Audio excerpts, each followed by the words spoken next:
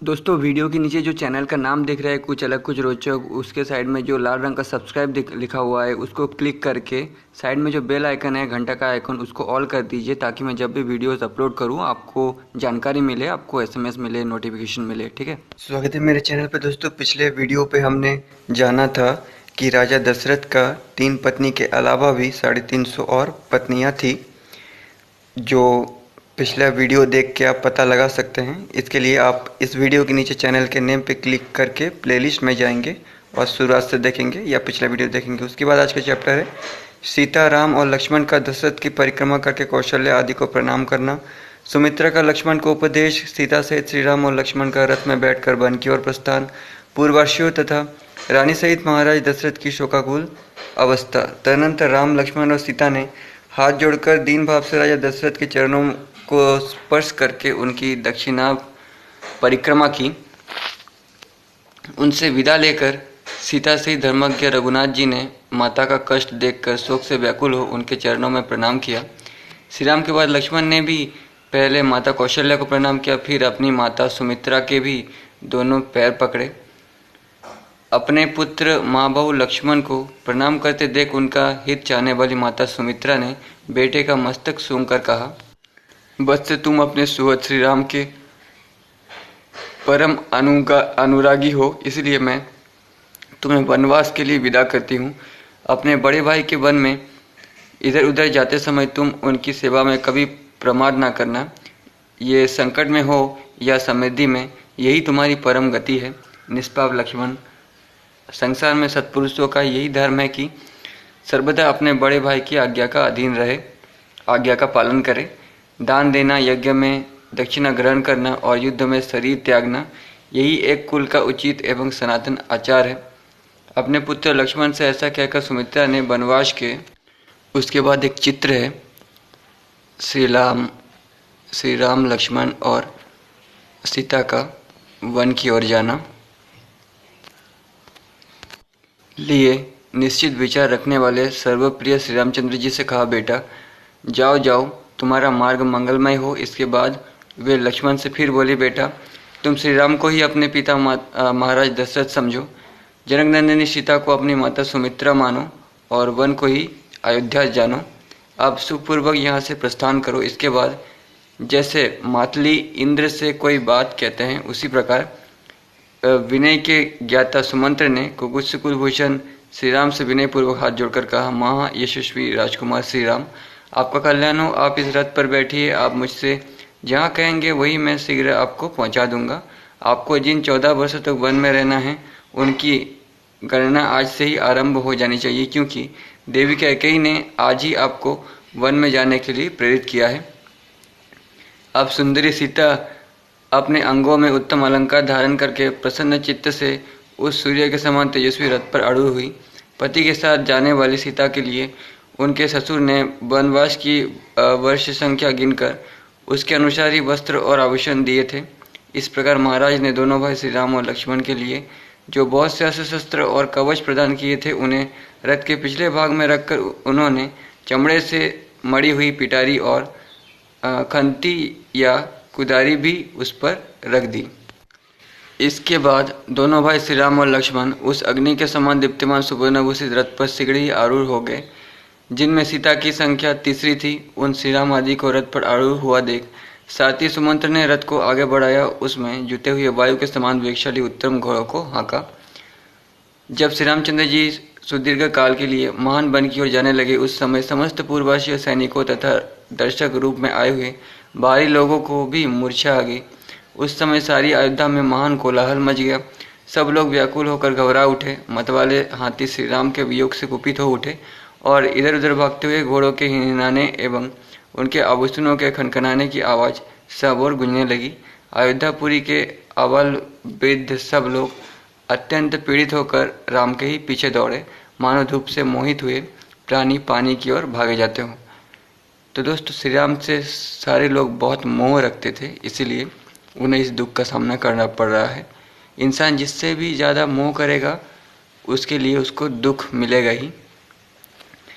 उनमें से कुछ लोग रथ के पीछे और अगल बगल में लटक गए। सभी श्री राम के लिए उत्कंठित थे और सबके मुख पर आंसुओं की धारा बह रही थी। वे सब के सब उच्च स्वर से कहने लगे, सूत, घोड़ों की लगाम खींचो, रथ को धीरे धीरे ले चलो, इस हम श्री राम का सुख देखेंगे और मुख देखेंगे, क्योंकि अब इस मुख का दर्शन हम लोगों के लिए दुर्लभ हो जाएगा। निश्चय ही श्री रामचंद्र जी की माता का हृदय लोहे का बना हुआ है, इसमें तनिक भी संशय नहीं है। तभी तो देव कुमार के समान तेजस्वी पुत्रों के वन की ओर जाते समय फट नहीं जाता है। विद्यानंदिनी सीता कृतार्थ हो गई, क्योंकि वे पतिव्रत धर्म में तत्पर रहकर छाया की भांति पति के पीछे पीछे चली जा रही है। वे श्री राम का साथ उसी प्रकार नहीं छोड़ती है जैसे सूर्य अपनी प्रभा मेरु पर्वत का त्याग नहीं करती है। अहो लक्ष्मण, तुम भी कृतार्थ हो गए, क्योंकि तुम सदा प्रिय वचन बोलने वाले अपने देवतुल्य भाई की वन में सेवा करोगे। तुम्हारी यह बुद्धि विशाल है, तुम्हारा यह महान अभ्युदय है और तुम्हारे लिए यह स्वर्ग का मार्ग मिल गया है, क्योंकि तुम श्री राम का अनुसरण कर रहे हो। ऐसी बातें कहते हुए वे पूर्वासी मनुष्य उमड़े हुए आंसुओं का बेग न सह सके। वे लोग सबके प्रेम पात्र इक्ष्वाकुकुल नंदन श्री रामचंद्र जी के पीछे पीछे चले जा रहे थे। उसी समय दयनीय दशा को प्राप्त हुई अपनी स्त्रियों से घिरे हुए राजा दशरथ अत्यंत दीन होकर मैं अपने प्यारे पुत्र श्री राम को देखूंगा, ऐसा कहते हुए महल से बाहर निकल आए। उन्होंने अपने आगे रोती हुई स्त्रियों का महान आर्तनाद सुना।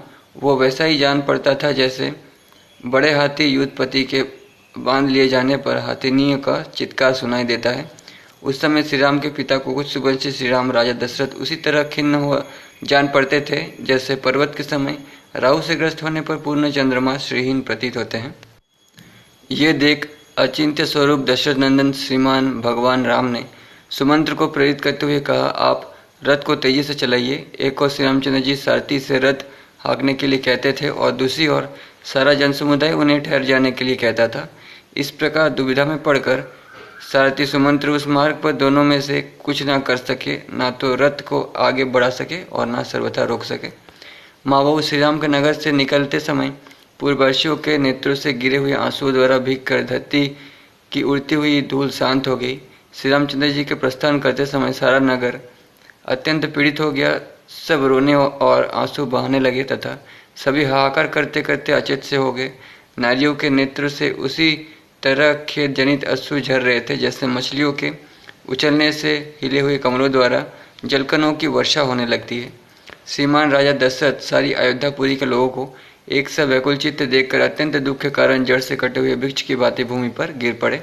उस समय राजा को अत्यंत दुख में मग्न हो कष्ट पाते देख श्री राम के पीछे जाते हुए मनुष्य का पुनः महान कोलाहल प्रकट हुआ। अंतःपुरी की रानियों के सहित राजा दशरथ को उच्च स्वर से विलाप करती देख कोई हा राम कहकर, कोई राम माता की पुकार मचाकर करुण क्रंदन करने लगे। उस समय श्री रामचंद्र जी ने पीछे घूमकर देखा तो उन्हें विषादग्रस्त तथा भ्रांत चित्त पिता राजा दशरथ और दुख में डूबी हुई माता कौशल्या दोनों ही मार्ग पर अपने पीछे आते हुए दिखाई दिए। जैसे रस्सी में बंधा हुआ घोड़ों का बच्चा अपनी माँ को नहीं देख पाता, उसी प्रकार धर्म के बंधन में बंधे हुए श्री रामचंद्र जी अपने माता की और स्पष्ट रूप से ना देख सके। जो सवारी पर चलने योग्य, दुख भोगने अयोग्य और सुख भोगने के ही योग्य थे, उन माता पिता को पैदल ही अपने पीछे पीछे आते देख श्री रामचंद्र जी ने साथी को शीघ्र रथ हाँकने के लिए प्रेरित किया। जैसे अंकुश से पीड़ित किया हुआ गजराज उस कष्ट को नहीं सहन कर पाता है, उसी प्रकार पुरुष सिंह श्री राम के लिए माता पिता को इस दुखद अवस्था में देखना असह्य हो गया। जैसे बंधे हुए बछड़े वाली सवत्सा गो शाम को घर की ओर लौटते समय बछड़े के स्नेह से दौड़ी चली आती है, उसी प्रकार श्री राम की माता कौशल्या उनकी ओर दौड़ी आ रही थी। हा राम हासी तेहा लक्ष्मण की रट लगाती और रोती हुई कौशल्या उस रथ के पीछे दौड़ रही थी। वे सीता राम लक्ष्मण के लिए नेत्र से आंसू बहा रही थी एवं इधर उधर नाचती चक्कर लगाती सी डोल रही थी। इस अवस्था में माता कौशल्या को श्री रामचंद्र जी ने बारंबार देखा। राजा दशरथ चिल्लाकर कहते थे, सुमंत्र ठहरो, किंतु श्री रामचंद्र जी कहते थे, आगे बढ़िए, शीघ्र आगे बढ़िए। उन दो प्रकार के आदेशों में पड़े हुए बेचारे सुमंत्र का मन उस समय दो पहियों के बीच में फंसे हुए मनुष्य का सा हो रहा था। उस समय श्री राम ने सुमंत्र से कहा, यहाँ अधिक विलंब करना मेरे और पिताजी के लिए दुखी नहीं महान दुख का कारण होगा, इसीलिए रथ आगे बढ़ाइए। लौटने पर महाराज उलाहना दे तो कह दीजिएगा मैंने आपकी बात नहीं सुनी। अंत में श्री राम के ही आदेश का पालन करते हुए सारथी ने पीछे से आने वाले लोगों से आने की आज्ञा ली और स्वर चलाते हुए घोड़ों को भी तीव्र गति से चलाने के लिए हाँका। राजा दशरथ के साथ आने वाले लोग मन ही मन श्री राम की परिक्रमा करके शरीर मात्र से लौटे, मन से नहीं लौटे, क्योंकि वो उसके रथ की अपेक्षा भी तीव्रगामी था। दूसरे मनुष्यों का समुदाय शीघ्रगामी मन और शरीर दोनों से ही नहीं लौटा।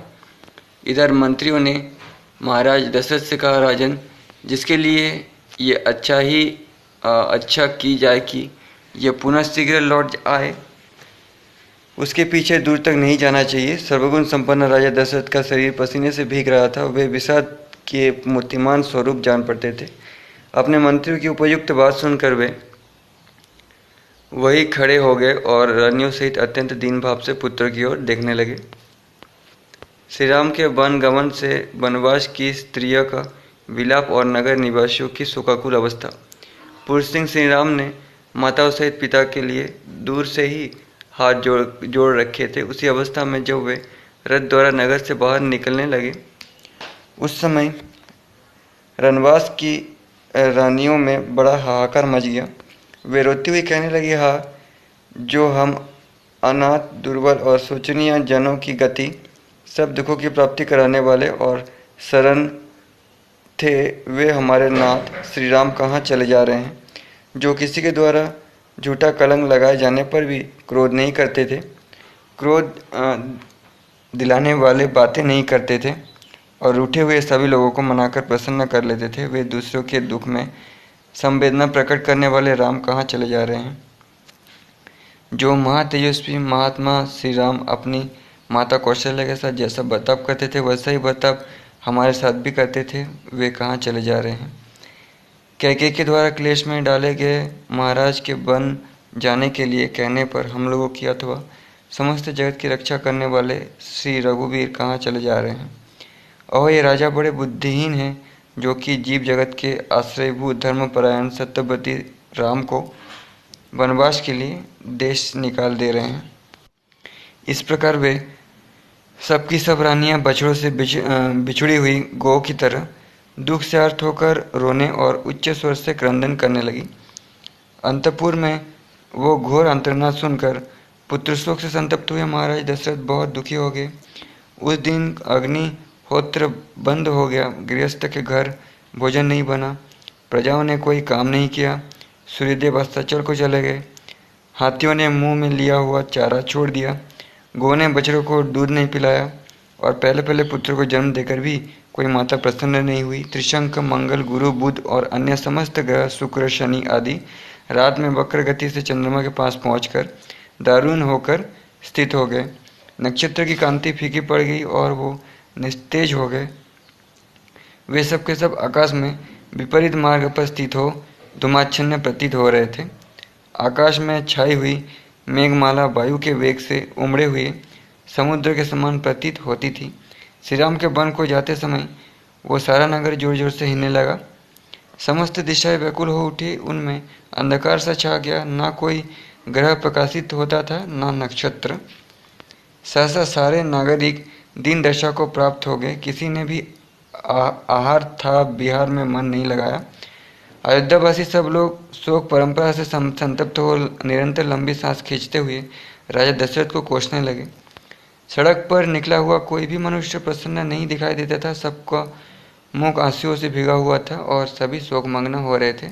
शीतल वायु नहीं चलती थी, चंद्रमा शोभ्य नहीं दिखाई देता था, सूर्य भी जगत को उचित मात्रा में ताप या प्रकाश नहीं देता था। सारा संसार ही व्याकुल हो उठा था।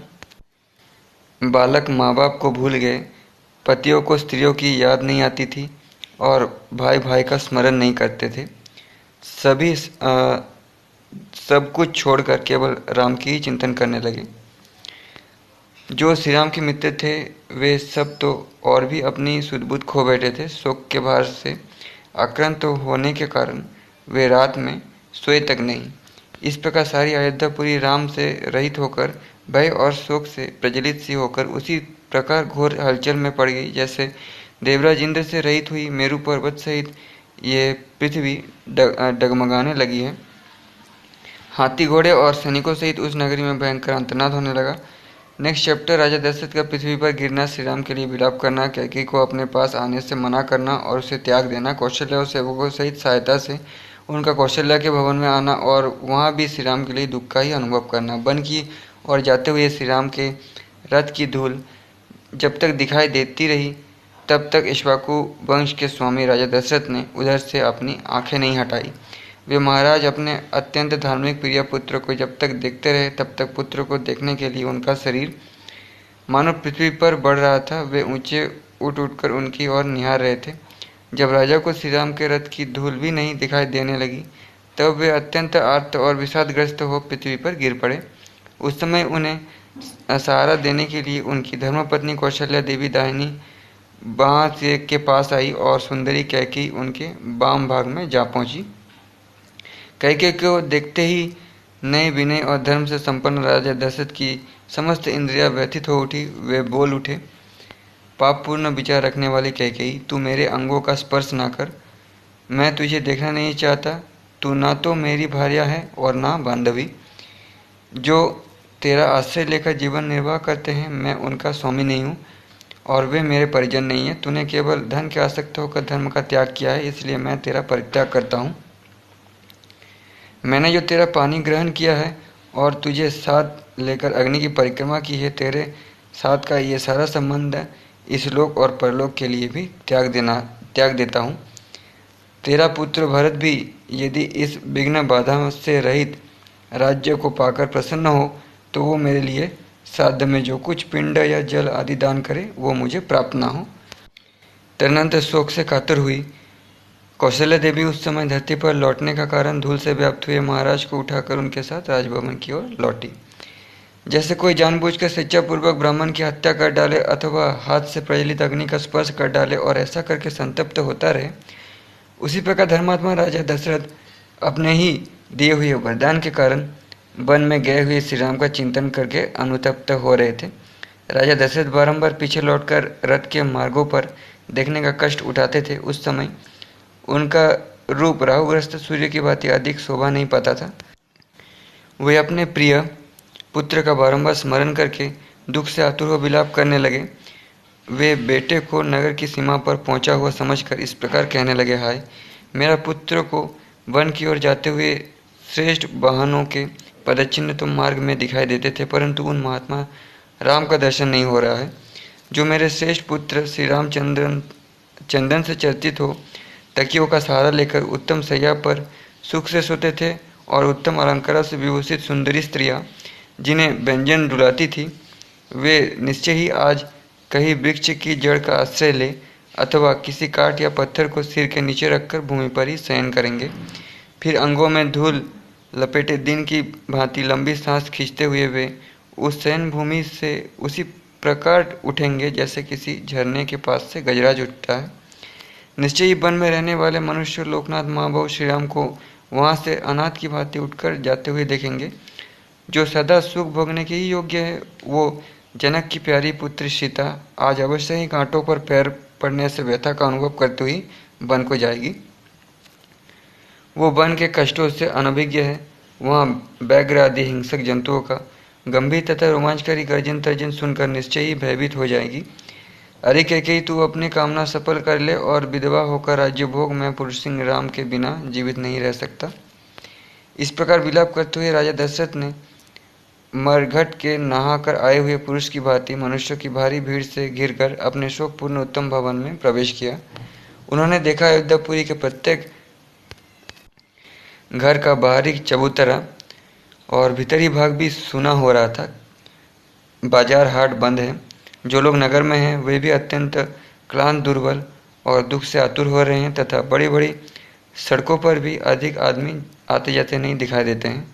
सारा नगर की यह अवस्था देखकर श्री राम के लिए ही चिंता और विलाप करते हुए राजा उसी तरह महल के भीतर गए जैसे सूर्य मेघों की घटा में छिप जाते हैं।